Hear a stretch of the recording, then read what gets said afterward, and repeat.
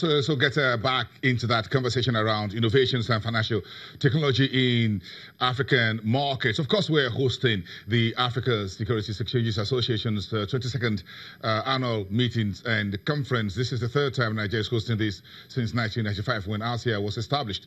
The delegates are currently meeting here in Lagos. Of course, one of them, Colin Tapma Nefui, is, I'm not sure if I got that really right, but he's from Kenya. He's the CEO of Escrow Group, a financial services company providing innovative solutions to Switzerland companies doing business in the financial marketplace. Colin is joining us live from our studios at the Nigerian Stock Exchange. Colin, it's good to have you on the program. Good morning. Good morning, and thank you for having me here. Thank you. At the end of it, I'm going to try and find out how to really pronounce the second name. Give it to me. Tapfumanei. Tapfumanei. Is that a Kiswahili? Yes. It's Kiswahili? Spot on. Spot on. Thank you. Thank you. Okay, at least I got that right. Thank you. And I love Kiswahili, really. That's a language spoken in about a dozen countries, thereabout.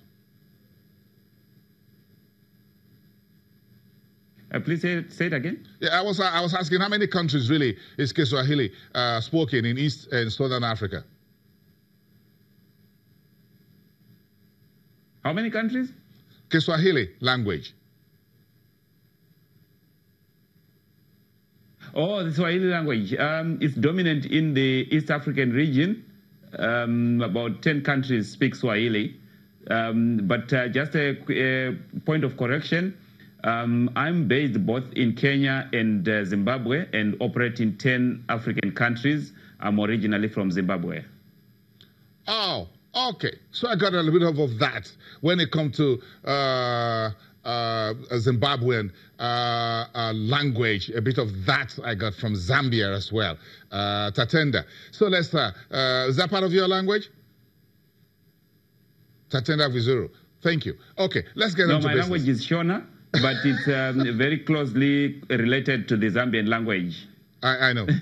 I know. I like that. I like that. Thank you. Thank you very much. Try to add a bit of more language to what I do here. But African languages, that is, I'm a little bit biased on that. So talk to us about innovative technology for financial markets in Africa. What are you doing across Africa, and why do you think Nigeria is an important marketplace?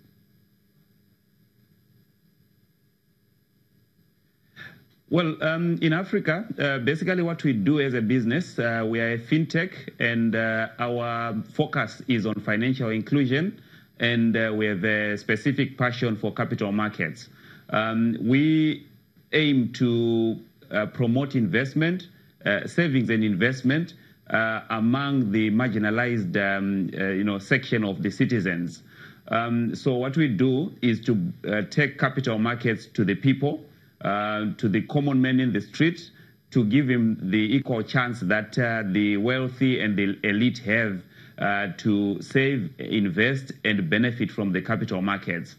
Nigeria is very interesting and relevant in the sense that with a big population, the capacity for Nigeria to mobilize investments from the hundreds of millions of citizens by providing them with a very easy platforms that are carried on the everyday gadgets, their phones, their mobile phones and mobile gadgets. I think there is huge potential in Nigeria. Okay, so what solutions do you think we need within telcos like MTN and the rest looking to get into the financial technology place in the banking sector? What about the stock market, the securities market? What solutions are there for investors that you think you could provide? The solution is where we can take advantage of the millions that are already subscribers to the mobile network operators and just provide them with easy, convenient, and very swift access to opportunities to invest for their future.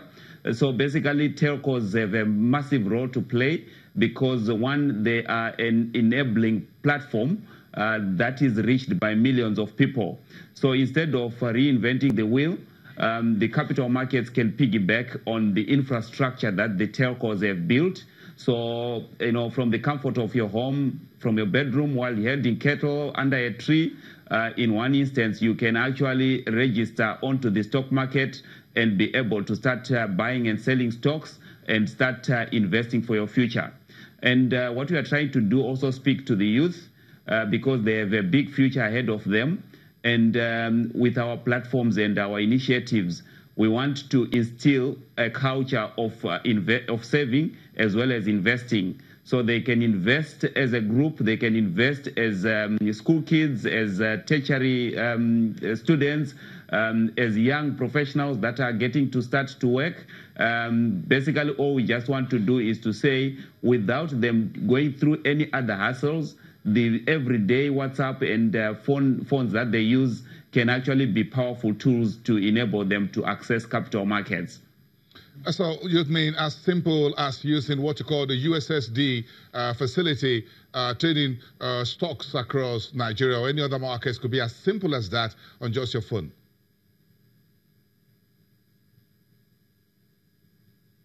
Yes. So that's the aim. Just a simple USSD platform, getting a specific short code that someone can dial. And when they do that, they register their interest to participate in the capital markets and they start trading. And then on the supply side, in terms of initial public offers, crowdfunding, you can have companies that can come in to do an IPO, which they can expose to mobile phone subscribers. And in a simple process, people are able to subscribe. And a lot of other products can be built around the aspect of crowdfunding using the simple USSD.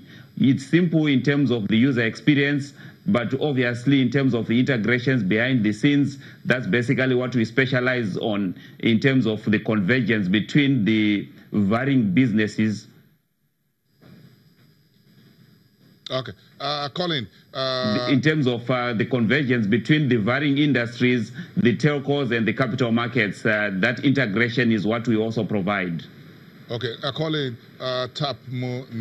Tafumanei, thank you very much from Escrow Group in Kenya, of course also operating out of Zimbabwe and other parts of African continent. Thank you very much for your time. We understand you need to get back at the LCR conference. Thank you very much for getting to us through our studios at the Nigerian Stock Exchange. Now, the CEO of the Nigerian Stock Exchange is the outgoing president of the African Securities Exchanges Association. And yesterday, Oscar Onyema had the opportunity to say the final welcome to ASEA for the last time. Let's take a listen to him. I feel proud and honored to have been able to lead the African Securities Exchanges Association, and I trust that it will continue to flourish under the astute leadership of the newly elected president and executive committee, the newly elected president being Mr. Karim Haji of the Casablanca Stock Exchange.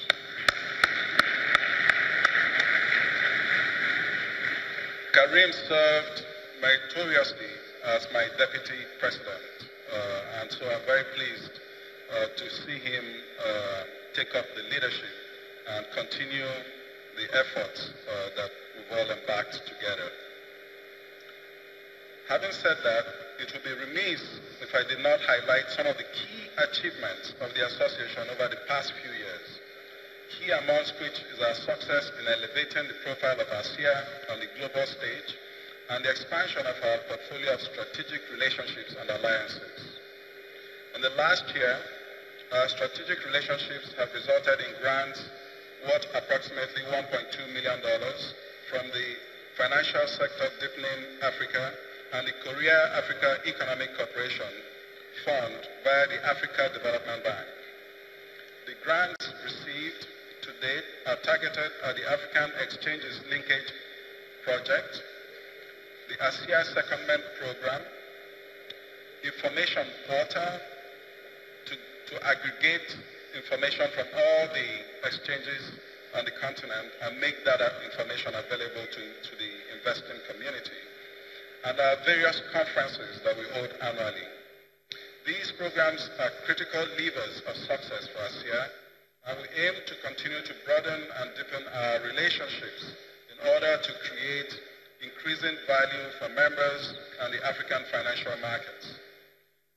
To this end, tomorrow, we will officially sign a memorandum of understanding with the World Federation of Exchanges.